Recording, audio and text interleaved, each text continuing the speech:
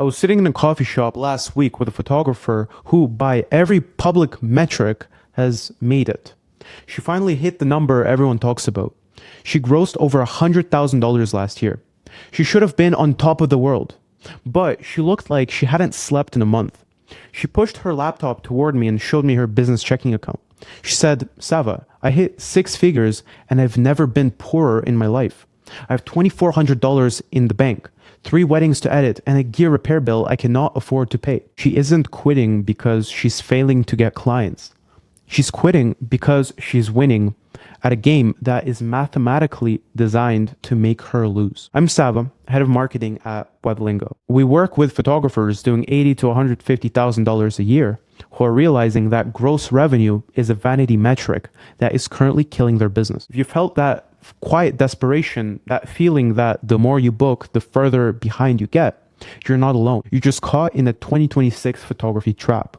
Before we talk about how to fix it, we have to look at the numbers that the six-figure screenshots always leave out. Let's talk about the six-figure mirage. So if you make $100,000 a year as a photographer, your family and your friends think that you're wealthy.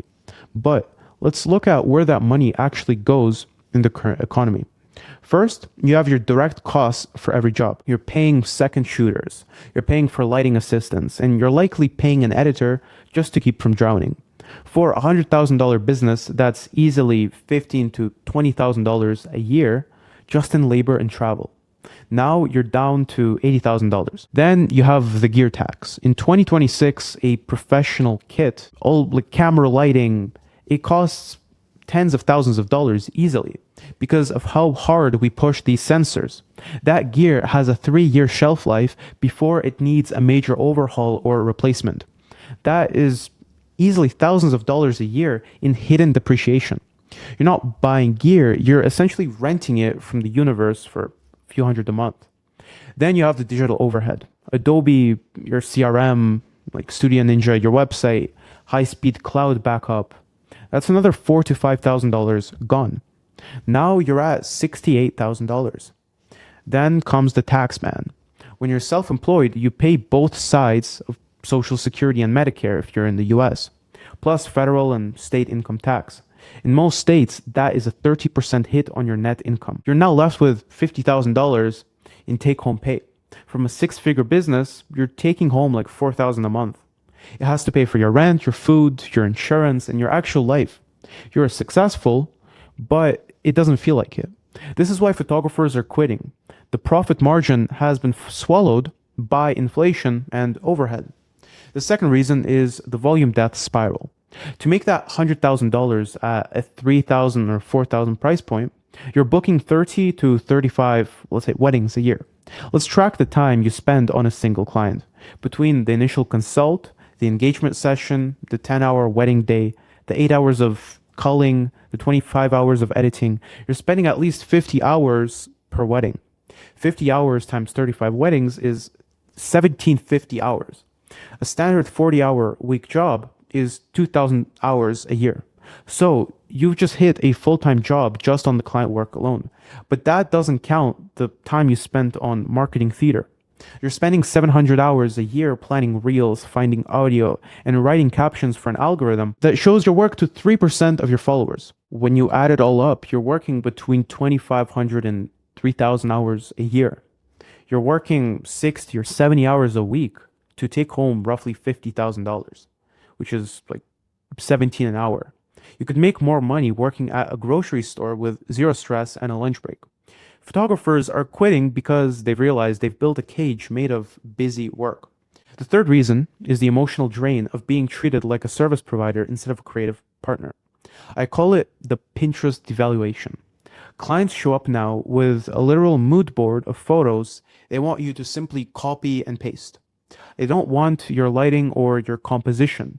They want you to replicate a photo that they saw on TikTok that was taken in a different climate with a different lens. When you spend your day explaining why a specific shot isn't possible because of the laws of physics, the joy simply leaves the job. You start to feel like a high-end equipment operator. The art dies and you're just waiting for the clock to hit hour 10 so you can go home. That loss of creative agency is a silent killer of photography businesses. And then there's the pricing race to the bottom. Every week, someone in your local Facebook group posts that they're building their portfolio. They offer full wedding coverage for like $500. They don't have your $20,000 of gear liability or your insurance. But the leads in your inbox simply don't take that into consideration. They just see two people with professional photographer in their Instagram bio. If you don't have a specific way to prove that your $4, $5, $6,000 rate is a better investment than their $1,000 rate, you find yourself negotiating your worth every single day. It's exhausting to have to justify your life's work to someone who's comparing you to a hobbyist. So, what do you do if you're at this breaking point? The photographers who are actually thriving have stopped playing this version of the game. They simply realize that more clients is not the answer. If your margins are broken, more clients just means you burn out faster. The answer is fixing the math. They've stopped the marketing theater. They don't spend 15 hours a week on Instagram because they know the return is negative. Instead, they focus on two things. First one is intent, second is relationships. They spend their time on SEO. Because when a bride searches a photographer on Google, she's ready to buy. She's not scrolling to be entertained. She's searching to hire. They also focus on high-end vendor networks. One referral from a wedding planner who works with $200,000 budgets is worth more than 50,000 Instagram followers. That planner is selling for you. They have already told the client that you're the best and that you're worth the premium. The lead comes to you pre-sold. The thriving photographers have moved from freelancer to CEO. They know that if they want a real life, they can't book 40 weddings a year.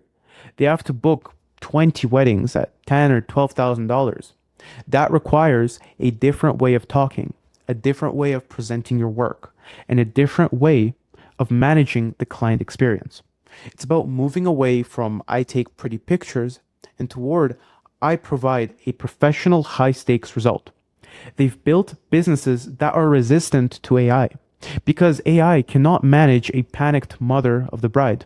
AI cannot make a nervous groom feel comfortable. That human skill is the only thing that will be worth real money in 2026 and beyond. I know this feels like a mountain to climb when you're already exhausted from editing, but you don't need to work harder. You just need to work on different things. You need to stop feeding the algorithm and start feeding your bank account. Every single day in my private email list, I talk about the specific mechanics of this shift. I share all the data-backed strategies on how to move from busy but broke to profitable and free. I talk about the invisible marketing strategies, the stuff that happens off social media that actually books high-ticket jobs. We share the things that we can't say in public because the industry standards are designed to keep you on the treadmill. If you're ready to stop the marketing theater and actually build a business that pays you what your talent is worth, the link is in the description. It's the first one. I'll show you what the photographers who aren't quitting, what they're doing differently. That's it for me today. I'll see you in the next one.